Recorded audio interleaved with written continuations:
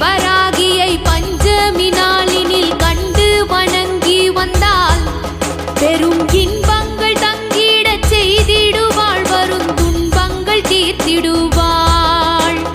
சிங்கத்தின் மீதினில் வந்தருள் செய்திடும் சிந்துர வண்ணத்தினாள், அன்னை செங்கையில் சங்குடன் சக்கரம் கொண்டவள் விஷ்ணுவின் அம்சத்தினாள்.